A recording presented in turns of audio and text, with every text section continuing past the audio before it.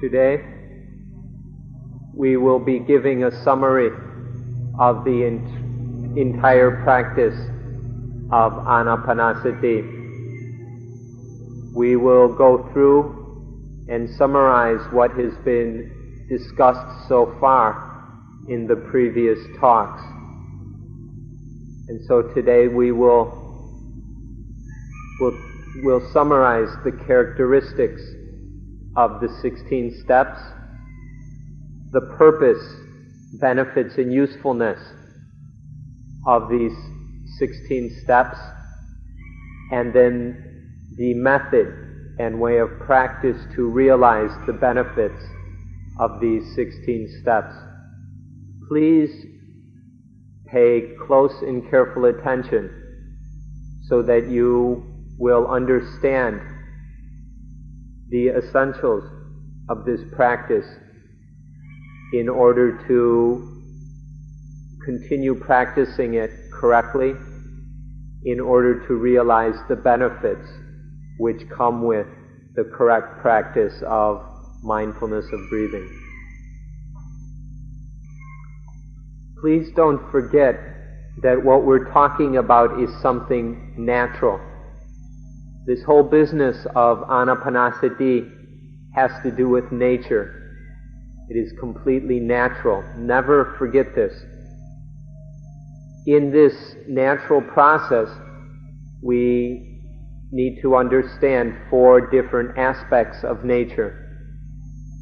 The Kaya, or bodies, Vedana, feelings, Citta, the heart, mind, and Dhamma, truth and reality.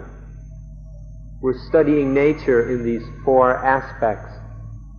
And please understand the word nature in the Buddhist sense.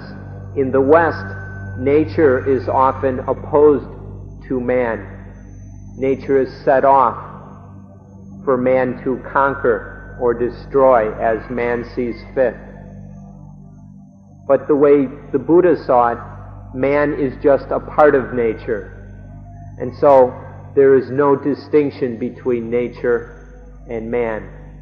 Everything about us is just another aspect of nature. And so in Ānāpānasati we study these 4 aspects of nature. We study them in order to be able to use them. When these things are understood, then they can be used in a way that will bring benefits and usefulness to life. Throughout these talks, we've discussed controlling these various things. We've talked about controlling the breathing, controlling the feelings. In reality, it is impossible to have any kind of absolute control over any of these things, because they're just natural phenomena. There is nothing which can absolutely control them. But in relative terms, we can talk about using them, controlling them within certain limits. So there is a truth, some truth in talking about relative control. So in understanding these things, we learn how to use them in order to derive benefits from them, in order to live life correctly. The first thing that is studied in the practice of mindfulness of breathing is the Kaya, or bodies, or the body. The body is studied for reasons which we have already explained. We'll just go through a few of them quickly. The body is the foundation for the mind. Without the body, there would be no citta. And so the body is a necessary component of life. And as it fulfills this necessary position in life, it needs to be understood. So in this first group of steps, the first tetrad, we study the body, the Kaya. Especially we study the breathing, because in the breathing there is something very, very worth knowing and understanding. There is a lot of very useful knowledge which we can find within the breathing. So in these first steps, we learn how to calm the body, to get some control over the body. This is very useful. And we do this by controlling the breathing. Doing this has a variety of benefits. For example, if we're angry, we can learn how to let go of that anger, to dispel that anger by breathing long, by breathing very, very long. And then the anger will go away. We can learn to do this through the practice of mindfulness of breathing. Or if the mind is all caught up and agitated by some idea or a train of thought, the mind can free itself from that agitation and tension by breathing with long breathing. By breathing long and gentle and peaceful, then the mind can free itself from these disturbing and anxious thoughts. So in this way, the breathing can be used to change moods and emotions. And this is something we discover in the first tetrad. And not only that, breathing long and peacefully and gently is very useful for good health. The more gentle and deep and long our breaths, the more healthy the body will be. So studying the breathing and learning how to have control over the breathing brings a variety of benefits. Not just physical benefits regarding the body itself, but also benefits related to the mind. And this emphasizes once again that body and mind are interrelated.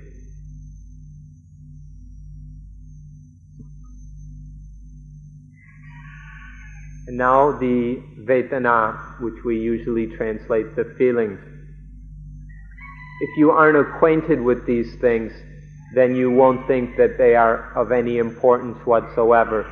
You'll think that they're no big deal. But in reality, the Vedana are of the highest importance to human beings, or to all beings. Because the Vedana are what make the world spin round. The Vedana turn the world.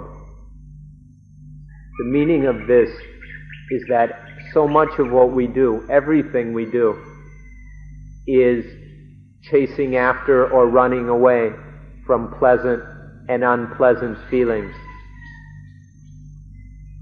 At the base of almost all of our activities, there are either pleasant feelings drawing us, calling us, attracting us, or unpleasant feelings which we are running away from, trying to get free of.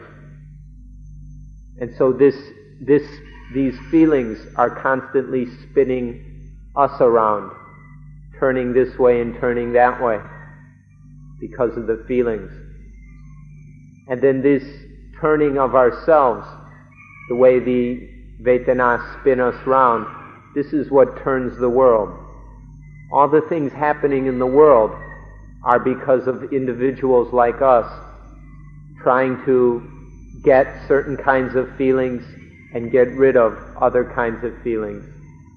All the material progress that we've been experiencing is a result of the attempt to indulge in various Vedana or hide from other kind of Vedana.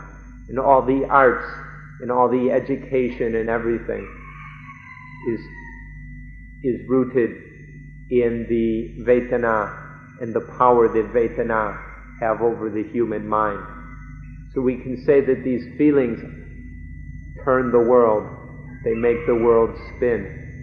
And this shows their great importance. If the Vedana have this kind of power in influence over us in this way, then we may begin to see the need to get some control over the situation. As it is now, the Vedana, these feelings, dominate us. They possess us and overwhelm us. This is the state of the world where the feelings of human beings, of creatures, are dominating the world, motivating all our behaviors. And so we begin to see the need to get some control over this situation and get ourselves out from under this slavery to pleasant and unpleasant feelings. This is true also for animals. We can see that even in animals, they are trying to acquire certain pleasures. They're walking around or flying around looking for various pleasures and avoiding doing what they can to get rid of unpleasant feelings. And so we can see that not only human beings in the human world, but animals in the world of animals is spun round by the feelings. This is also true of all the various realms and worlds, that they're caught up in the feelings. The problem with us is that these feelings are bound up in ignorance. There is not a full and complete understanding of them, which allows us to be free of them. All the feelings are rooted in and accompanied by ignorance.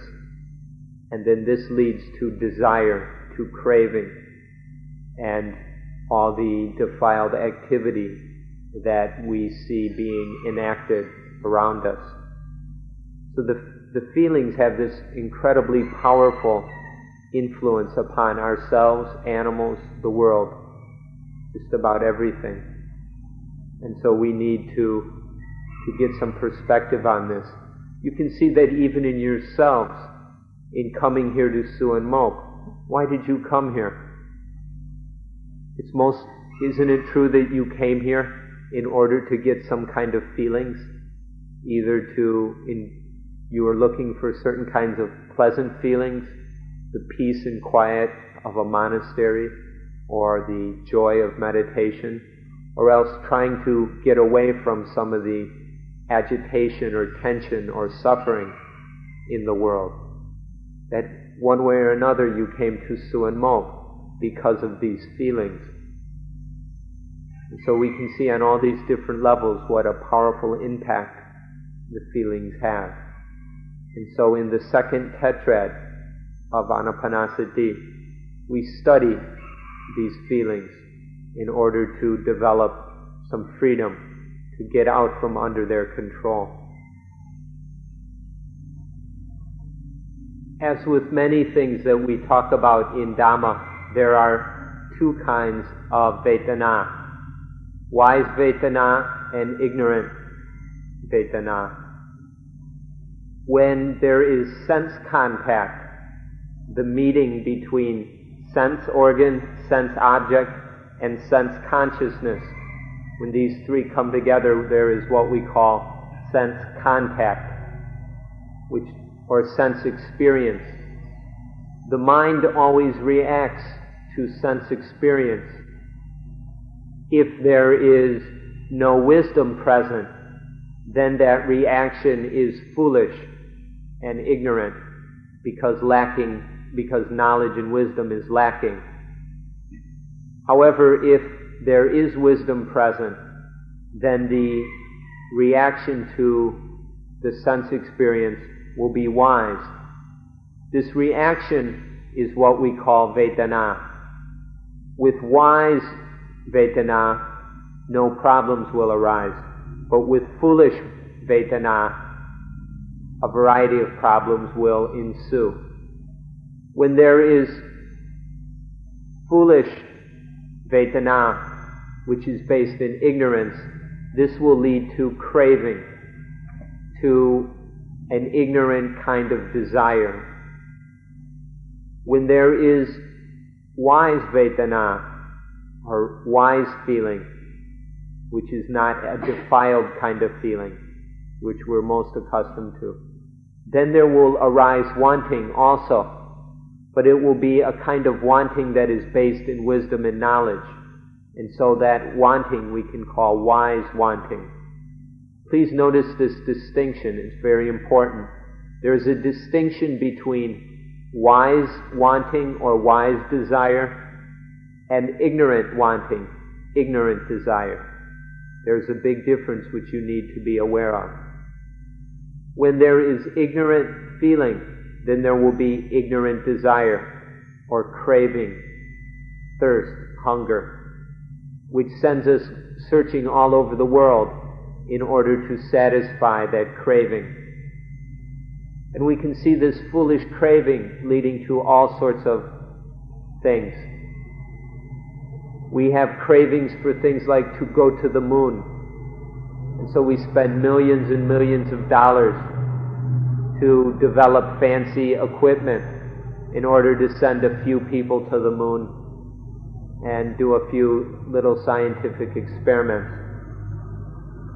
But because that craving can never be satisfied, going to the moon isn't enough. So there is always craving for more, farther, higher, better. And so this craving is always sending the human species running round and round. It's endless. There's no end to this craving because craving can never be satisfied. But when there is wise want, then there is wisdom and knowledge about the conditions, and one knows the limits which one is working in. And so the wanting is always in the realm of possibility. And there's always the understanding that things may not work out the way we thought they might. And so there can be wise wanting, which is always balanced and does not lead to problems. So feelings which lead to these different kind of wanting, which are the cause of all our problems in dukkha, are very, very important. Learning how to control these feelings so that they are wise instead of foolish is an incredibly powerful tool in living a life of freedom and peace. So you can begin to see the importance and the benefits that arise out of understanding and being able to master the feelings. You're all aware, and have been for quite a while, of the importance of the mind, or the heart, the citta. When we talk about the mind, we have three different words we use, depending on the function of mind which is being performed. There is the word citta, which is used when there is thinking taking place. So we say that citta is what thinks. Then there is what we call mano. Mano is when there is the perceptions and sensitivities and awareness of things, the feeling or knowing of things. This is called mano. And then there is, the third is vijnana, which is the bare sensory consciousness involved in all sense experience, in any seeing, hearing, smelling, tasting, etc. There is a bare level of mental consciousness or sensory consciousness involved, and that we call vijnana. So when we talk about the citta, we're talking about these, we can talk about these three aspects of thinking, awareness and sensitivity, and then sensory consciousness, citta, mano, and vijnana. The mind has such a central, the mind having this central role in life must be understood as well as the other things we've discussed. And it has to be kept under control. If the mind is not restrained and trained to act in accordance with nature, then all sorts of problems will follow. So it's absolutely necessary to understand and train the mind. The mind that gets out of control will get into all kinds of problems which will lead to conflict and strife in the world.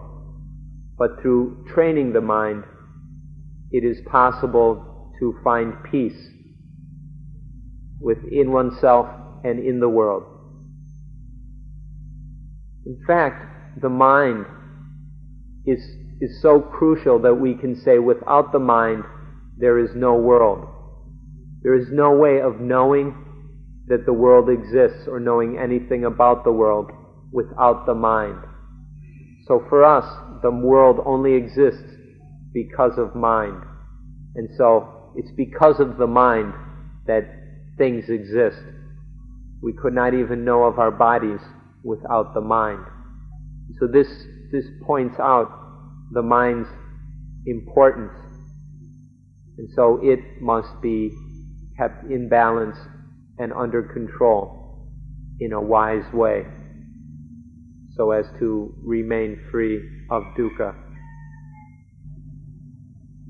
Now we come to the fourth tetrad, the tetrad which deals with Dhamma, or truth. There are two basic things. When we talk about truth, we need to know the truth about everything that has to do with ourselves, everything that makes up ourselves, and everything that is related or comes into contact with ourselves. All these things need to be known. In knowing these things that make up ourselves and our lives, we need to know two kinds of truth. These two kinds of truth can be divided up into the truth of phenomena and the truth of noumena or noumena. I'm not sure. Noumena. Noumena. Noumenon. He insists that it be singular. So there are these two kinds of truth. The truth of phenomena is the truth of compounded things, of sankhara, which we've discussed a few times. The truth of phenomena, of compounded things, is that they are all impermanent. In realizing this truth of compounded things, then we learn not to attach to phenomena. In seeing that all phenomena are impermanent, then we learn to not attach to them, and these phenomena do not become a source of dukkha. As this is understood, in understanding the truth of anicca, impermanence, and learning not to attach to phenomena, then we begin to see the truth of noumenon, of the truth of the thing which is uncompounded. There is just one uncompounded thing. And so we need to see the truth of this uncompounded thing. And this uncompounded thing has the truth of niccang, permanence.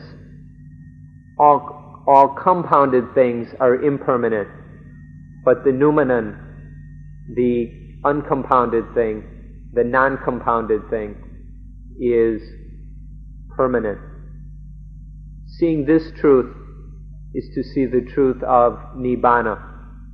And so in talking about the fourth tetrad of Dhamma, the essence is seeing the truth of anicca, impermanence, to the degree that one begins to let go of attachment and realizes the truth of niccang, permanence, of the non-compounded, the unconditioned, which is nibbana. So these are the four things, the four secrets of nature, which need to be studied and understood in the practice of Ānāpānasati. The secrets of the body, the feelings, the mind, and of truth. This is the benefits of practicing Ānāpānasati, is coming to realize these truths. There are further benefits as well. In practicing Ānāpānasati, we will train and develop what I like to call the four Dhamma comrades, or four comrades in Dhamma. This is a name I came up with on my own. You won't find it in the scriptures. When I talk about these four comrades in Dhamma, I mean sati, panya, sampajanya, and samadhi. Sati, mindfulness, heedfulness. Panya, wisdom. Sampajanya, wisdom in action. And samadhi, the mind which has one pinnacle or peak as its object. By practicing mindfulness of breathing, these four comrades are developed, and then they can be used to live in this world. No matter whether we're inside a monastery or outside, we're all living in the world. There is really no meaning to the words, the real world, if you apply it to just part of the world. It's all real, or it's all unreal, both inside and outside. And wherever we are, we're in the world, and we must use these four comrades to live. Even inside the monastery, you can make foolish mistakes and create all kinds of problems for yourself. And this is true outside as well. So this distinction is no longer valid. No matter where we are, we're in the world, and we must use these four Dhamma comrades in order to live correctly in the world. The way these are used is that in every experience of life, in every sense experience, every time there is seeing, hearing, smelling, tasting, touching, or thinking, or feeling, when any of these different kinds of sense experience arise, there must be sati at that experience. There must be mindfulness of that experience. If mindfulness is quick enough to be there at that point of contact, then mindfulness will bring wisdom. It will go and retrieve wisdom that we have stored throughout our lives, and wisdom that we have built up through proper meditation practice. When this wisdom is brought to the specific experience or specific situation which is unfolding at this very moment, then that wisdom or panya transforms into sampajanya, wisdom in action. There's a difference between the general stored wisdom, which we all have, and the wisdom which is applied to deal with a specific situation.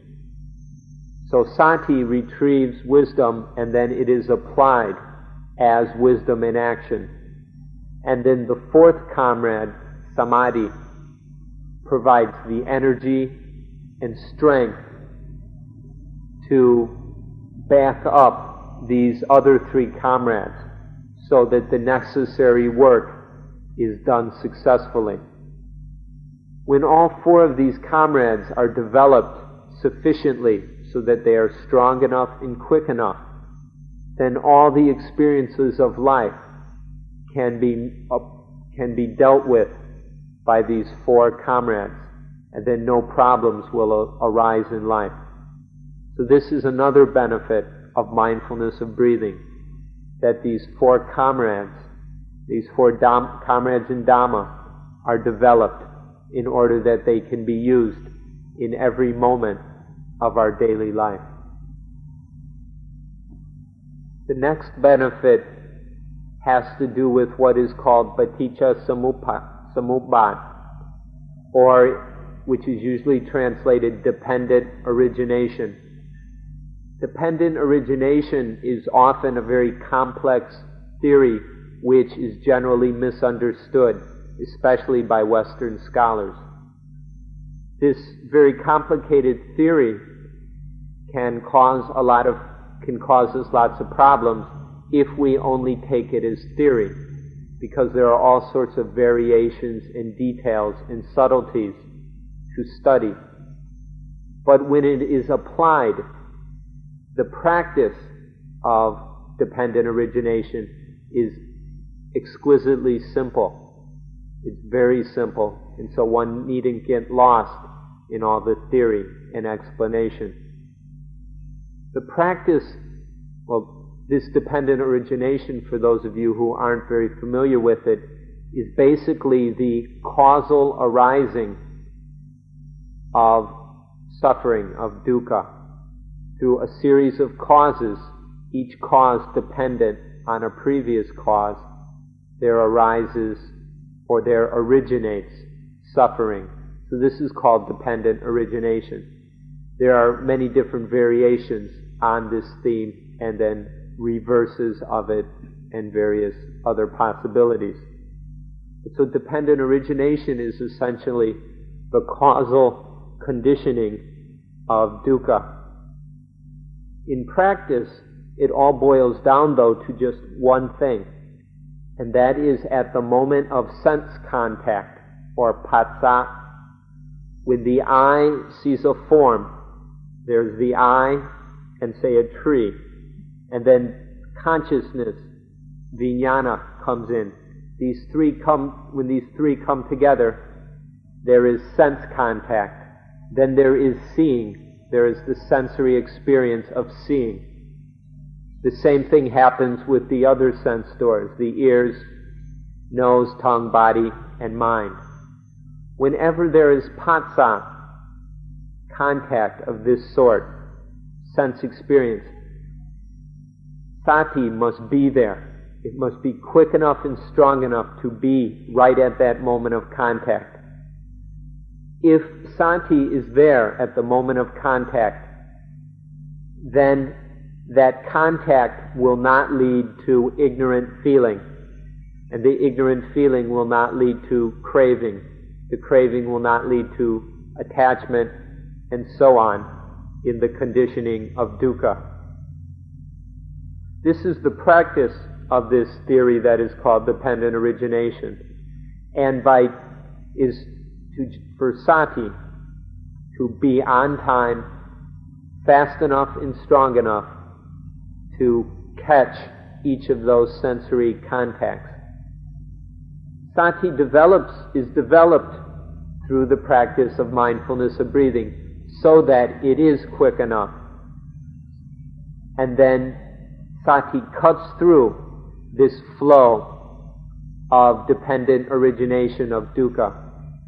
Sati stops it at the point of contact. In the ignorance, there is no ignorance which leads to dukkha. And so this process of dependent origination is stopped. This is the third benefit of mindfulness of breathing, that sati is trained to the degree where it can stop the flow of paticca samuppada, of dependent origination. The next benefit of the practice of Ānāpānasati is that it allows us and gives us the ability to practice according to the Four Noble Truths, the Ariya-sacca. Everybody has heard of the Four Noble Truths. And the essence of them is that craving, tanha, craving or ignorant desire, is the cause of dukkha. And the end of that craving is the end of dukkha. This is the essence of the Four Noble Truths. Through the practice of mindfulness of breathing, sati, mindfulness, is quick enough and strong enough to prevent the arising of craving. When craving does not arise, or when craving has been ended, then dukkha does not arise. This is how to practice the Four Noble Truths, to stop the arising, to prevent the arising of craving, and then dukkha does not arise also. So this is done when there is sati at the moment of sense contact. Then that sense contact is wise, and there is no ignorant feeling which conditions ignorant craving, and so dukkha does not arise. So this is the next further benefit of the practice of mindfulness of breathing.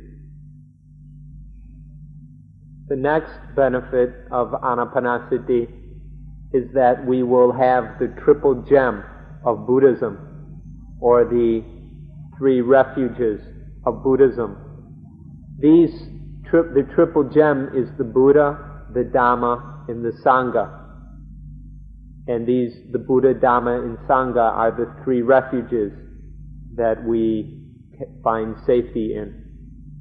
Many people think that the way to have these three refuges is to say a few chants and bow down to some monks or images, and then one has taken these three refuges. That's a very shallow meaning for them. Through the practice of Ānāpānasati, one can truly have these three gems and three refuges, because the essence of these three, of each of them, is what is purity, brightness, and tranquility. In Thai, sa'at, cleanliness or purity, sawang, brightness, radiance, and sangop, calmness or tranquility. These three qualities are the essence of the Buddha, of the Dhamma, and the Sangha. Through the practice of mindfulness of breathing, the mind develops these three qualities of purity, brilliance, and tranquility. So this is the meaning of the Buddha. The Buddha was the one who practiced until discovering the mind, the Buddha mind, that is pure, bright, and calm.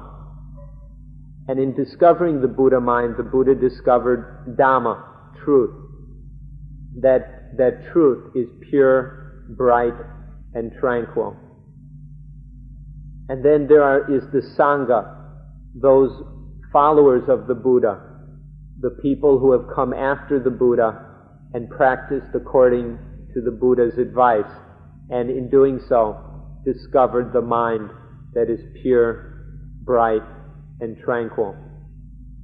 Through Ānāpānasati, when it is fully practiced and successfully completed, then the mind is trained and develops and awakens to this purity, brightness, and calmness.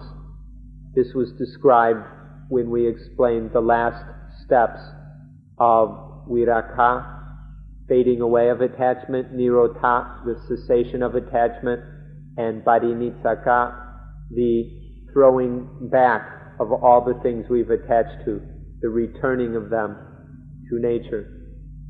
So these three gems can be obtained through the practice of Ānāpānasati, by discovering and realizing the mind that is the true meaning of Buddha, Dhamma, and Sangha, the mind that is pure and clean, bright and radiant, and tranquil.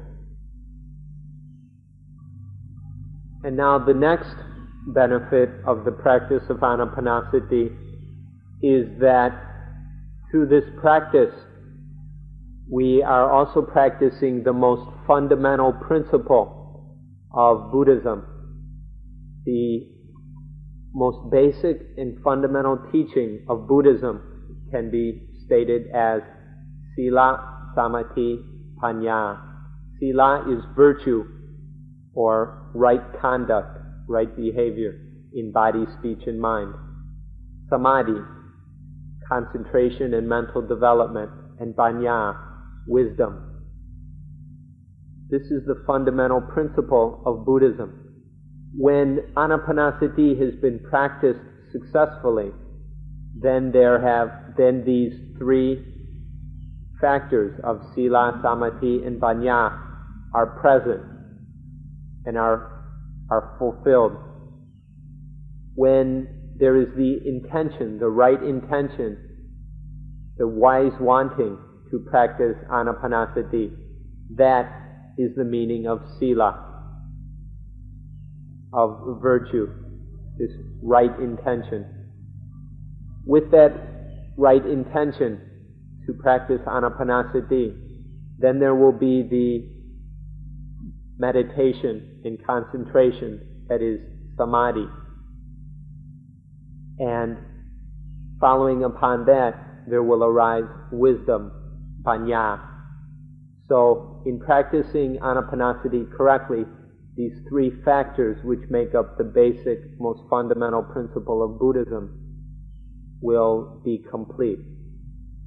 And so, this is another of the benefits of Ānāpānasati, that in practicing it, the most important teaching of Buddhism is also being practiced and realized at the exact same time. When we speak in a summarized way, we can talk about Sila, Samadhi, Panya. When we speak in more detail, we can also talk of what are called the 7 Bojjhanga, or the 7 factors of enlightenment. The Buddha said that when the 16 steps of Ānāpānasati are fully practiced and perfected, then the 4 foundations of mindfulness are perfected. These 4 foundations are contemplation of the body, contemplation of the feelings, contemplation of the citta, and contemplation of Dhamma, which we've talked about throughout these talks. When these 4 foundations of mindfulness are perfected, the Buddha said that the 7 factors of enlightenment are perfected. To talk about these 7 factors of enlightenment in detail would take a few hours, and we don't have that much time. So we're just going to point out the essence of the matter. And if you want, you can look into these things on your own. The 7 factors of enlightenment, when these are perfected, bring about enlightenment. Once these 7 are perfected, enlightenment is assured. And so the full practice of the 16 steps of Ānāpānasati leads to the perfection of these 7 factors of enlightenment. And then it is inevitable that enlightenment will follow. These 7 factors of enlightenment begin with sati, the sati factor of enlightenment. And then it is followed with Dhamma Vichaya, the investigation of Dhamma, and then Viriya, effort, or the energy factor of enlightenment. Then Piti, the contentment factor of enlightenment. Passaddhi, the tranquility factor of enlightenment. Samadhi, the concentration factor of enlightenment. And then Upekkha, the equanimity factor of enlightenment. These 7 factors are developed through the completion of Ānāpānasati, and then enlightenment is assured. And now for the most positive benefit of all. The most positive benefit of the practice of mindfulness of breathing is Nibbana. The meaning of Nibbana is coolness. And this coolness can be achieved through the practice of Ānāpānasati. There are a few different kinds of nibbana which we will distinguish, and all of these can be obtained or be realized through the practice of Ānāpānasati. One kind of nibbana is samahita nibbana, or temporary nibbana. It's a coolness that occurs for a short period of time, now and again, when the defilements have cooled down. When the defilements have cooled down, then there is this temporary kind of nibbana. An aspect of temporary nibbana we can call coincidental nibbana. And because this coincidental nibbana can arise when, for a short period of time, the practice of Ānāpānasati prevents the arising of any defilement. And then so in those brief moments, or maybe many moments, there is nibbana. It's still a temporary kind of nibbana. The first kind of nibbana arises coincidentally. The second kind is when some cause, such as Ānāpānasati, prevents the arising of defilement. These are the two kinds of temporary nibbana. We can call these a taste of nibbana, or a sample. These are foretastes of the real nibbana. Now this kind of nibbana you need to be aware of, or you need to see, is something that happens here and now. It has nothing to do with dying. You don't have to die to experience nibbana. Nibbana can be experienced here and now, and Ānāpānasati helps this in experiencing the temporary kind of nibbana. When the fires of the defilements of greed, anger, delusion, fear, worry, selfishness, etc., when all these fires cool down, then there is the coolness of nibbana. It may be only temporary, but it's very, very worthwhile, and you can have a taste of this while practicing Ānāpānasati. As these temporary nibbanas are understood, they can be lengthened and they will occur more and more often. And in this way, all these temporary nibbanas can be perfected into total nibbana or full nibbana. Full nibbana is the complete end of all dukkha, the complete end of all defilements and all attachment. This can also be achieved through the practice, or the practice of Ānāpānasati can lead to this. So this is the highest benefit of Ānāpānasati, nibbana. And it is nibbana which you do not have to die to realize. It can be realized here and now, in this very life. Let's make sure we all understand this word nibbana correctly.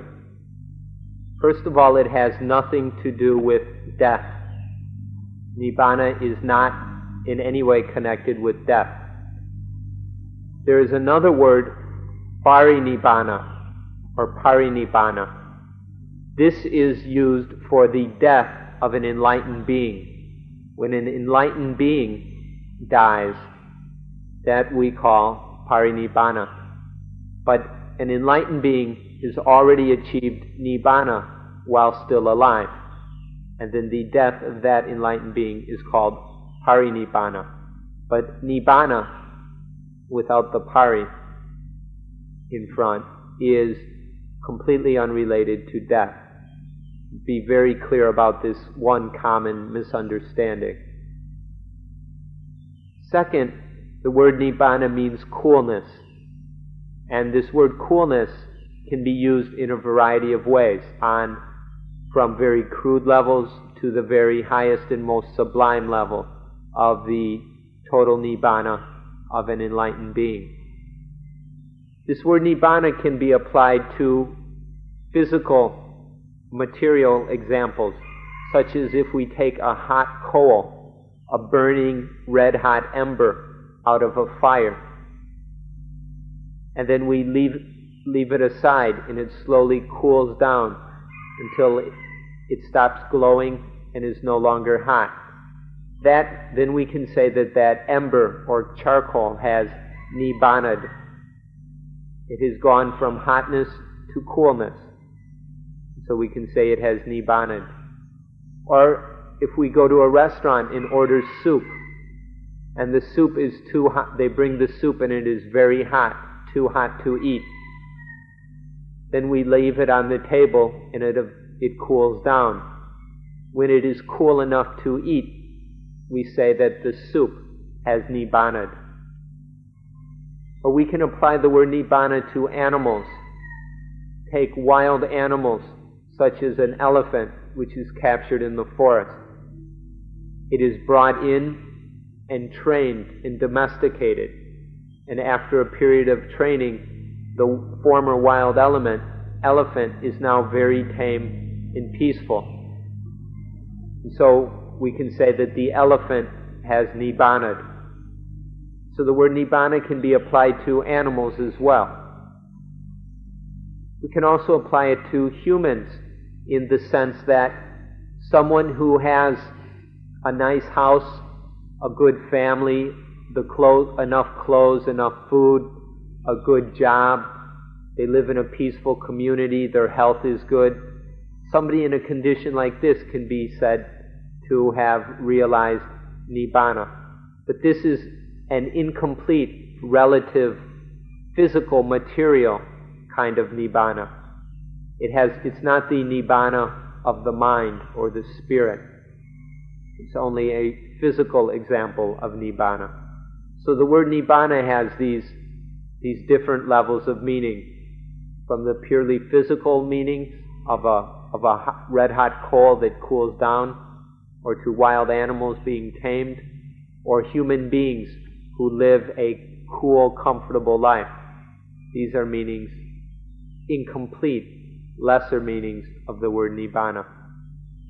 But the highest meaning of the word nibbāna is the coolness of the mind where all the fires of selfishness, of defilement, of greed, anger, fear, worry, delusion, envy, jealousy, where all these fires of attachment have died away, and there is nothing but coolness.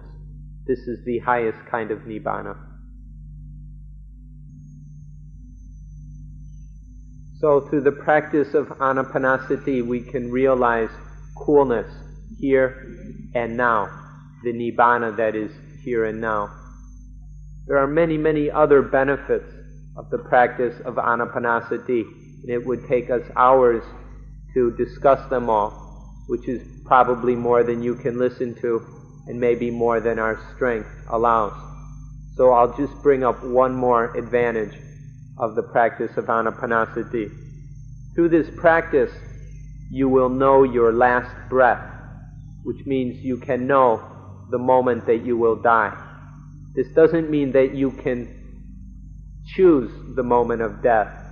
It just means that because of studying the breath for so long and understanding the breathing so well, that when the deterioration of the body has reached the point where there is going to be death, one will be aware of that. One will know one's moment of death. So this is the last advantage which we will mention of the practice of mindfulness of breathing. So the Buddha, the last point we will make is that the Buddha said very, very clearly that I was enlightened while practicing Ānāpānasati. The Buddha made this very powerful testimonial for Ānāpānasati and said that he was practicing mindfulness of breathing when he was enlightened. The Buddha became the Buddha through the practice of mindfulness of breathing. This is what he was doing that allowed him to be enlightened. And so the Buddha said that this is the best, or so he recommends this practice to other sentient beings. He advises us all to use this practice for the welfare of ourselves and others, for the welfare of everyone. This is the best way of practicing that exists. There is no better way to practice the Dhamma than the practice of mindfulness, of breathing. And so for this reason, the Buddha has made this teaching available to us, and we have done our best to share it with you. So this ends our series of talks discussing Ānāpānasati. We will end today's meeting at this time. Thank you for listening.